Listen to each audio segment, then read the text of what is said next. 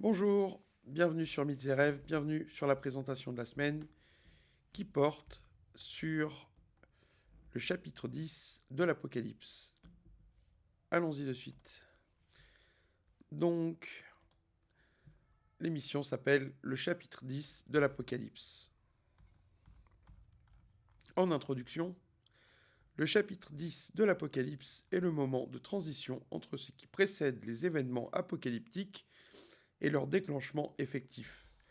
Il marque la limite au-delà de laquelle le Seigneur n'attendra plus, au-delà de laquelle il est temps de faire face.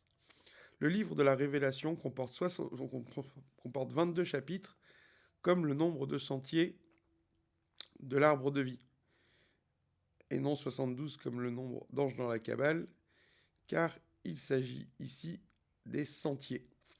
Les 10 premiers sentiers de l'arbre sont-elles une récapitulation de ce qui était déjà établi? Au-delà, nous entrons dans les tribulations à proprement dire. Voici le passage concerné. Je vis un autre ange puissant qui descendait du ciel, enveloppé d'une nuée. Au-dessus de sa tête était l'arc-en-ciel, et son visage était comme le soleil, et ses pieds comme des colonnes de feu. Il tenait dans sa main un petit livre ouvert.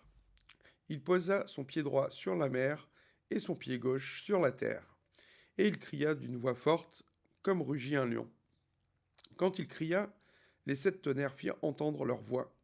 Et quand les 7 tonnerres eurent fait entendre leur voix, j'allais écrire. Et j'entendis du ciel une voix qui disait « Scelle ce qu'ont dit les 7 tonnerres, et ne l'écris pas. »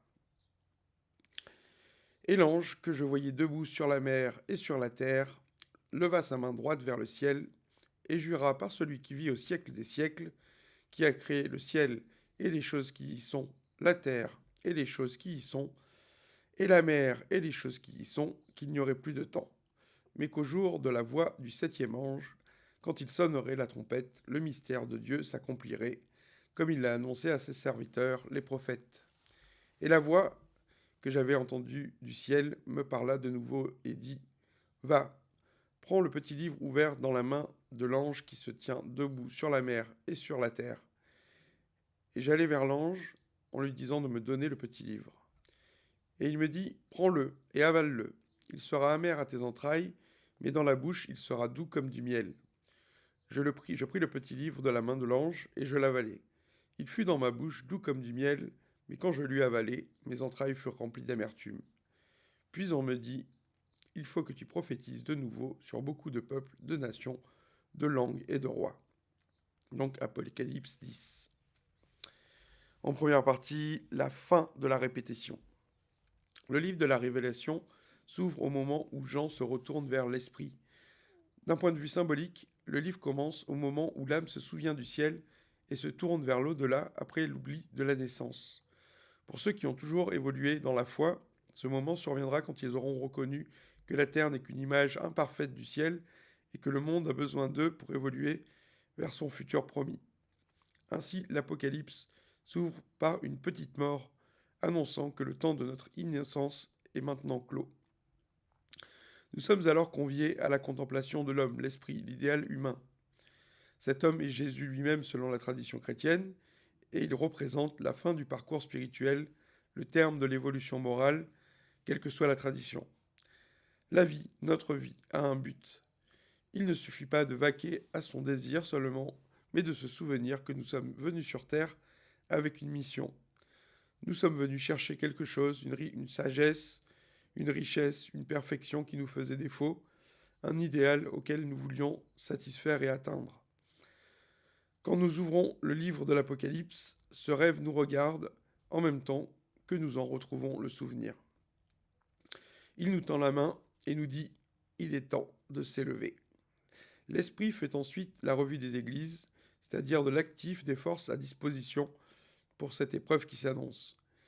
Nous sommes ensuite élevés vers le trône de Dieu pour témoigner de l'ordre éternel qui est le but de la création matérielle.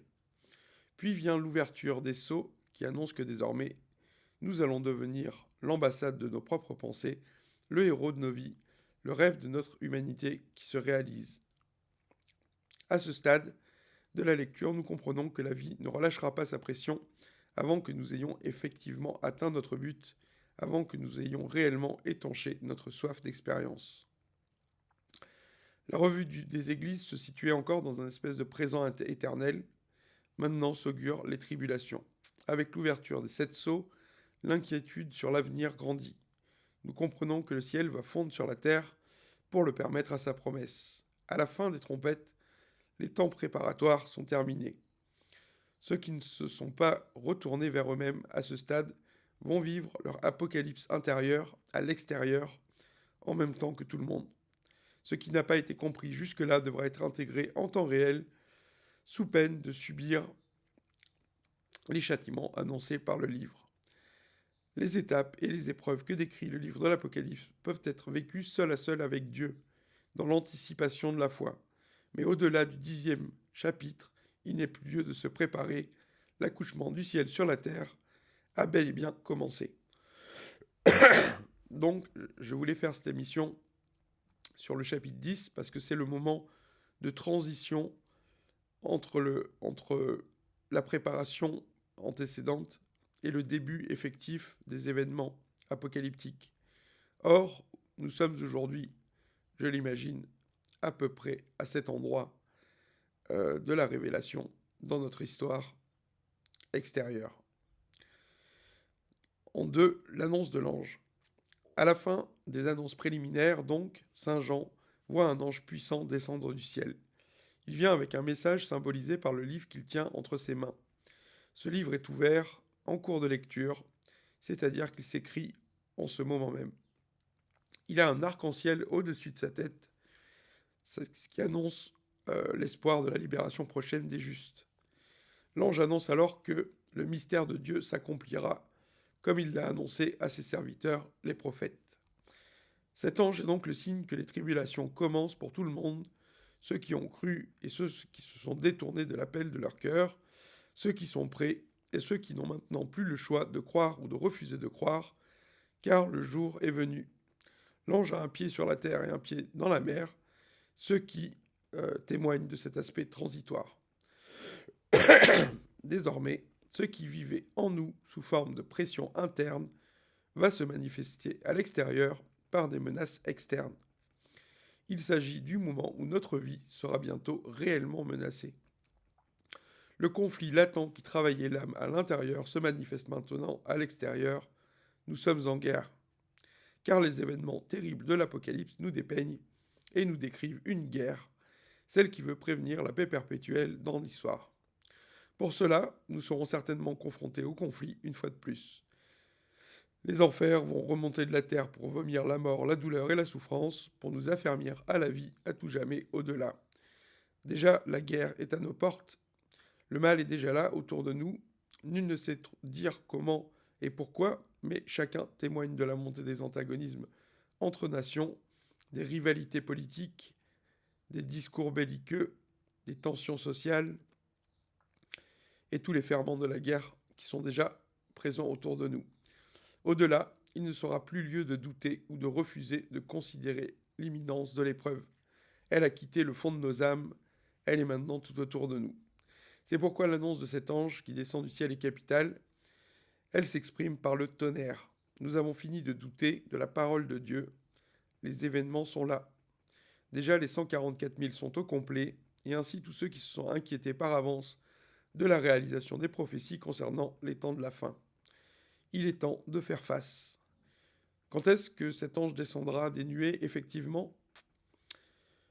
Quand est-ce que nous aurons rejoint collectivement le 10e chapitre de l'Apocalypse ? Nul ne sait. Mais la prophétie l'annonce, au moment où cet ange lèvera la main vers le ciel, il ne sera plus temps de reculer, et nous nous entrerons ensemble, de gré ou de force, dans le futur. Le temps de la révélation est là, et tous nous sommes prévenus par la Bible. Un jour prochain, il ne sera plus lieu de craindre le conflit, mais de combattre. Donc en conclusion, l'ange nous apporte un petit livre qu'il nous faut manger. Dans ce livre, il est l'amertume de ce que nous voulions encore réaliser, des rêves que nous n'avons pas encore accomplis. Mais il est trop tard, nous sommes déjà à la fin de l'expérience, quelque part. Désormais, il faudra faire face le reste des temps à venir. L'annonce des 7 tonnerres n'est pas retranscrite, mais son mystère nous concerne tous. Dorénavant, il y a ceux qui veulent continuer d'accompagner la vie et les vivants dans leur cœur à jamais, et il y a ceux qui le refusent. La confrontation est inévitable. Sommes-nous prêts? Avons-nous tout dit? Avons-nous fait nos adieux à la terre? Sommes-nous prêts pour toujours au-delà? Il faudra le prouver le cas échéant. Il est temps pour chacun d'assumer son éternité et sa place aux côtés de Dieu, car les enfers doivent être repoussés. Leur cri, la justice, va s'accomplir. Tout doit être révélé afin que nous n'oublions plus ce que nous sommes et qui nous sommes. Sommes-nous prêts? L'ange terrible de l'annonce arrive. Au-delà, il faudra se défendre contre l'adversité. Il faudra défendre notre âme, notre amour, contre ceux qui le menacent. Le temps est proche. Avant que la triste nouvelle ne tombe, nous sommes en guerre. Voilà donc pour cette présentation qui est un peu triste étant donné le contexte actuel. Donc ce chapitre 10 signe l'entrée, à proprement dire, dans les tribulations, c'est-à-dire ce moment où finalement nous rentrerons, nous serons en guerre. Dire que c'est aujourd'hui est d'ores et déjà possible, à cela près que ça ne soit pas encore tout à fait déclaré. Mais les signes le montrent, nous nous armons, tout le monde s'arme. Il semble que la paix veuille finir un jour et que ce jour soit maintenant proche. Je vous donne rendez-vous jeudi prochain pour en débattre. Et d'ici là, je vous souhaite le meilleur.